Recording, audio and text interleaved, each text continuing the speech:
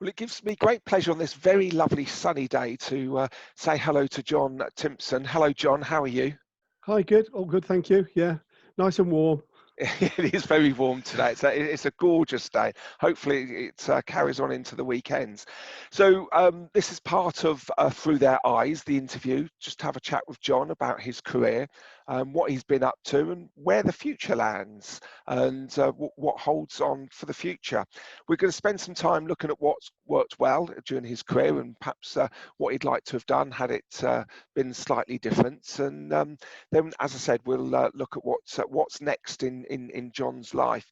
So first of all then, John, if you could just give us perhaps a brief overview of your career to date.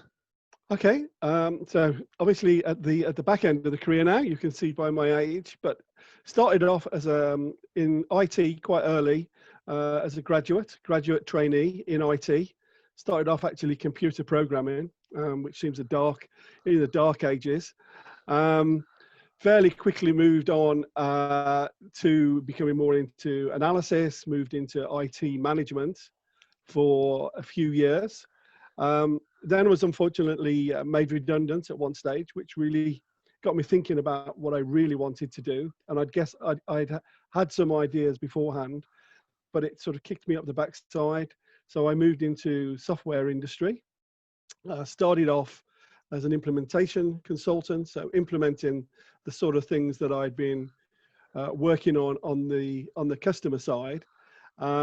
Then realized that I'd got more of a bent towards sales, so moved into pre-sales consulting, ended up selling, business development, that sort of role in a number of the big software players. And then, yeah, that's probably the highlight. It's basically a move through all the roles that you would anticipate within a software organization. Yeah, wonderful. And what has self-development meant to you during that process? Because obviously in sales, you are constantly learning.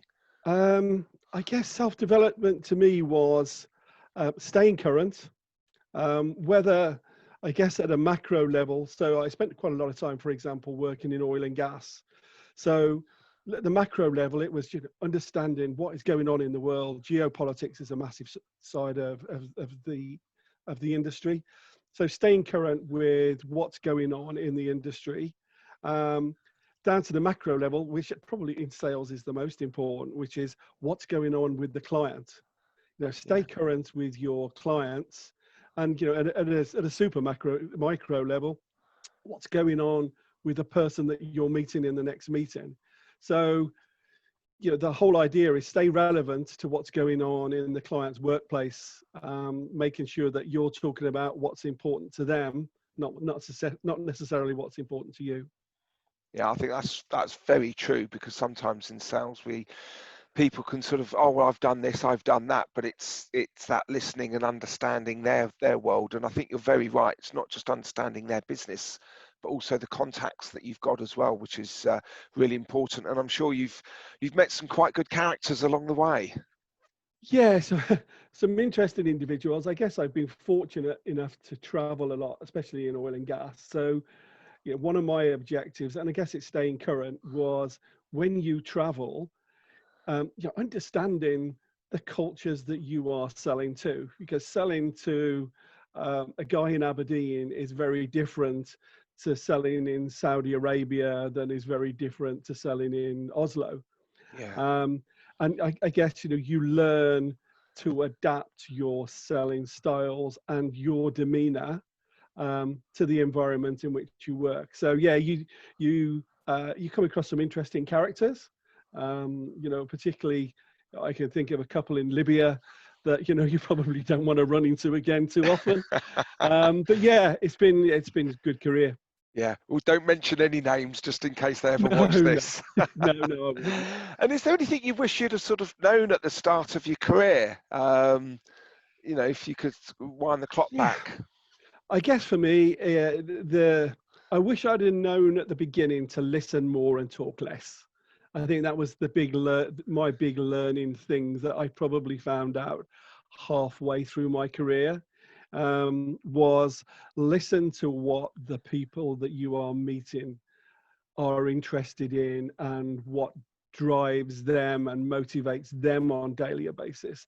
Very few people, want to, particularly in the industry that I was in, want to know, great detail about a piece of software. They want to know how it's going to be relevant to them and their life. And I think, you only understand that by listening an awful lot more than you do talking. And I think that's something that you learn over the years, is just rein back your own enthusiasm for what you are trying to sell, and make it relevant to what the person on the other end is interested in. Yeah.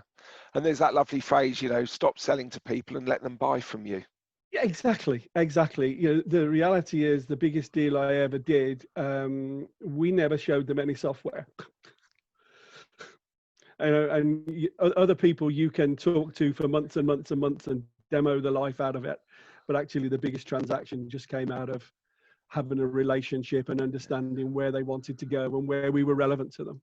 Yeah, very much so. And that's very good advice. And what's been the best advice you've been given along the way?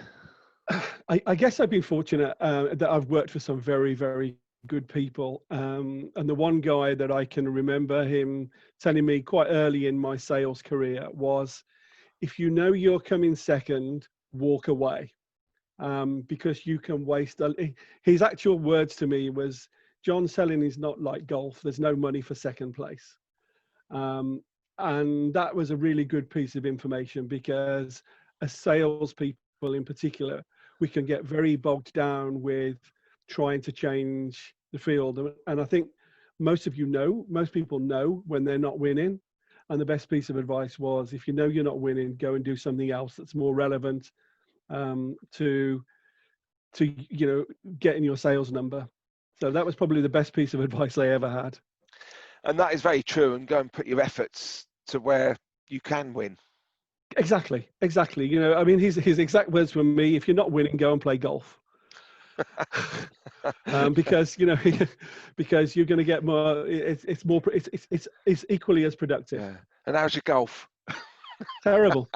That's good then. That means I was always winning.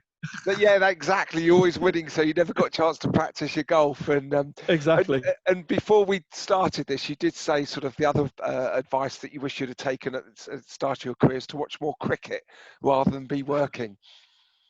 Yeah, 100%. I think is, and I guess that translates into spend more time doing the things that you enjoy. I think as I've gone through, particularly towards the back end of my career, I've realized I've missed some opportunities where perhaps I was, working, chasing second place, I guess. And I could have been watching cricket and, enjoying myself and getting myself refreshed to actually do the next challenge. Yeah. And my son, he played abroad for his local club. They went on tour. And we went to Sri Lanka, and then the year later they went to South Africa. And I don't know why, but I didn't go. And that's the only thing in my life I've ever regretted not going. I look back and think, why? And it's because I was very busy at the time. I was doing lots of things and doing rather well for myself. And I thought, no, that's not success. Going watching your son play cricket in South Africa, that's a great definition of success.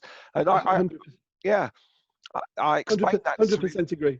Yeah, I explained that to him a few weeks ago, and he looked at me and goes, I never knew that. I said, yeah, it's the only thing I've ever regretted. I think there are things that you do look back on and you say, oh, I wish I'd have done this. And classically there, I wished I'd watched more cricket. I wish I'd spent a little bit more time with my kids. I wish I'd worried less. I think one of the big lessons is for me was learning to get less stressed about what I was doing. You can only really control what you can control. Don't catastrophize was one of my big lessons as well. Quite often you talk to younger guys, and if this doesn't happen, and if I don't get this role, then this is going to happen, and et cetera, they go 5 stages down the line as to how disastrous it's going to be. And the reality is something positive. If you work hard enough at something, something good will happen at some stage. Not necessarily tomorrow, but put in the hard yards and good things will happen. Yeah, I mean, that's great advice. And how are you sort of applying that learning to your current lifestyle? Yeah, well, it's an interesting. So I think I've just thinking of retiring for the third time. So I've gone back twice so far. They And the said, no, third, no, not yet. You're coming back. Get yeah, back down exactly. here. I think the thing I've learned is to, uh, because I'm trying to transition from what I call a big life, getting up at 5 a.m., jumping in a car, driving down the motorway, getting to Heathrow, getting an early morning flight, to come back the next night, to go to a client the next day. And I'm transitioning to something that is a little bit quieter. So I've thrown myself into volunteering. Yes. Because I see that a lot of which is mentoring. So I'm doing quite a little bit of mentoring, whether it's school kids, whether it's a startup software company. But I've also thrown myself into citizens advice. So I've trying to become a citizens advice Oh, advisor, wow. which is great because it has a purpose. You get up Yeah. every morning, and obviously it's been difficult in current times, but huge amounts to learn. And it comes back to being current. How do you stay current? Well, I've had to learn about the law, unemployment, what happens with redundancy, what happens with housing. Stay relevant, stay current. And I guess my other piece of advice is 100% believe in what you're doing. And CAB has a purpose. I believe in that purpose, and that just motivates me. That's great advice. Yeah, I think that's really, really important. And what have you enjoyed most during your career? Um, every salesman would say, getting paid. Yeah. Yes. But actually, probably something that I touched on earlier was I've been fortunate enough to travel with my career. It's not the traveling that particularly enjoy it. It's actually meeting people with different cultures, different belief systems, and making friends with people from different parts of the world who remain friends today. They may have started off as clients.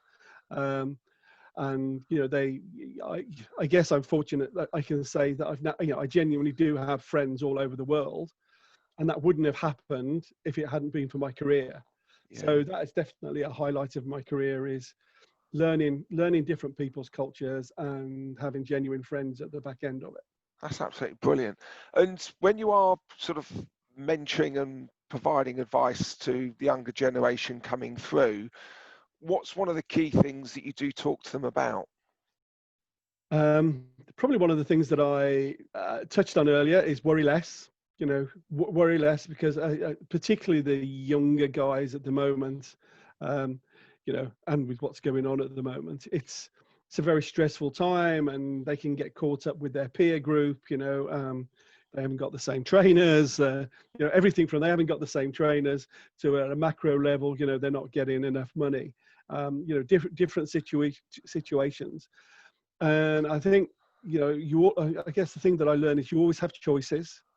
You can either, even if things don't work out, you will always find a choice and an opportunity, even after things don't work out. So, my piece of advice is sit back, listen, and even if the things don't work out, other opportunities will come your way. Yeah, yeah.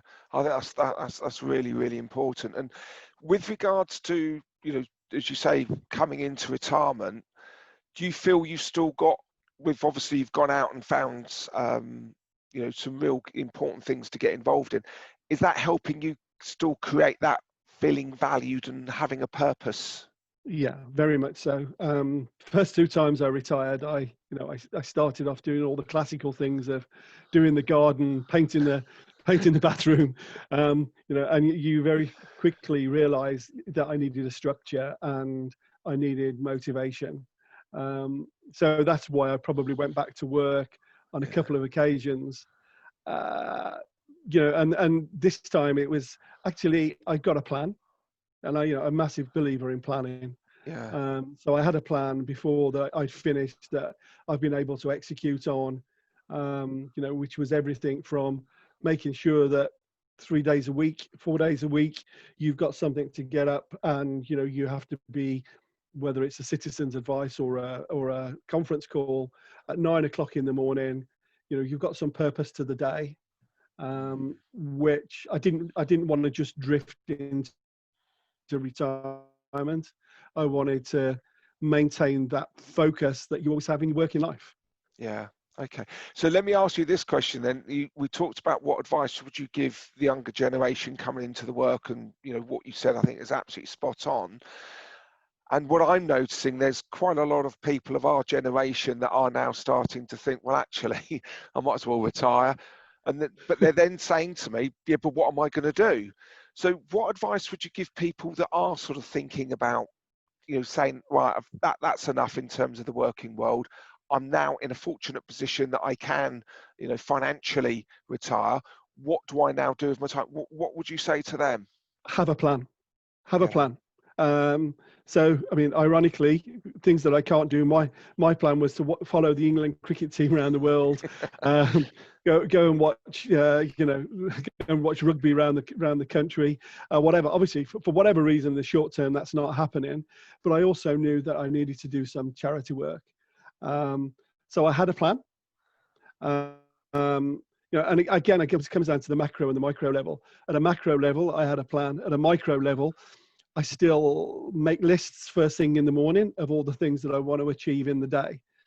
And that might just be, going and shopping and getting some, some WD-40 from the DIY shop.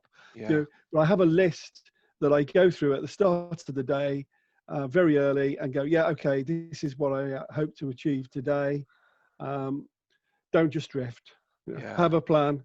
And some of those are, like the big things, like going and working at Citizens Advice.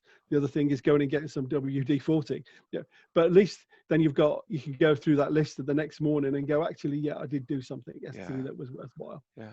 And I think what that tells us is that you've worked out what motivates you. So you are a person that likes to achieve and feel that they've done something useful. And I'm sometimes like that. I feel I can't relax until I've gone and done something. So at the weekends, I have to go cycling Saturday and Sunday morning. Then after that, I'm totally chilled. But if I don't do it, because I don't feel I've achieved anything. And I think obviously we're all different, but you found out exactly what motivates you and how to get the best out of yourself in terms of, I know it sounds stupid, but you know how to be successful in being retired or, moving into retirement. Yeah, exactly. And it's recognizing that I the first 2 times that I retired, I just did it wrong. And, I'm the first person who also admits, this is not the perfect career, and I made massive mistakes in there as well. And, I think everyone makes the mistakes, and you can either big them up or call them mistakes. Yeah. The reality is you make some mistakes as well. And I guess I'll still make mistakes. But at the end of the day, I don't stress about it any longer. I just work with what you've got, and some opportunity at some stage will come along. Yeah, brilliant. Okay, well, that's been absolutely wonderful, and I really appreciate your advice and your thoughts, and certainly what you said at the start with regards to in sales. Focus on your clients and your contacts, and look at the situation through their eyes, and build those relationships, which is very important. And it was nice to say that's what you enjoyed most about building those relationships. I love that bit about if you're not winning, it's time to walk away. And I did another one of these interviews with a young adult a couple of months ago, and he actually said, fell fast and move on. If you know it's not going to work, just think, right, that's it, I'm going to move on. And it's the same type of thinking, which I think is really, really important. And obviously, it's sometimes we do need to take that reflection time and go, I need to watch more cricket. 100%. And those people that don't like cricket, we know it's Marmite. You either love it or you hate it. But there may be other things in life that you think, I should be doing more of that, be it reading, be it artwork, be it music, going to theatre or whatever it is. it's just having that passion, and I think having that passion is just so important. So yeah, what next sort of for you in terms of keeping yourself going and keeping yourself moving? Well, I guess the next thing is, because I've done all the education for citizens advice, is massively trying to get into that. You know, the reality is, we all know what's coming down the line in October and November in terms of huge Yeah, unemployment, debt, people being thrown out of houses. So, you know, I felt that I've made the right decision, and I can actually add value to people's lives. And I'm not going to get paid for it, but you know, even selling, you're adding to people's lives, yeah, and more of the same of that sort of stuff. You know, brilliant. I enjoy helping people. I enjoy mentoring people. You know, that's what gets me motivated. And as long as I can do that and get up in the Yeah. morning, then I'm a happy bunny. Yeah, brilliant. Okay. Well, thank you for your time, John. This has been really, really interesting and really enlightening. And I'm sure people that are going to watch and listen to this will be able to take some of your words of advice and look themselves in the mirror and think, yeah, I need to take on some of John's advice. So thank you very much for that. Thanks for your time. My pleasure. Really good. Okay. Good to talk Thank to you. you.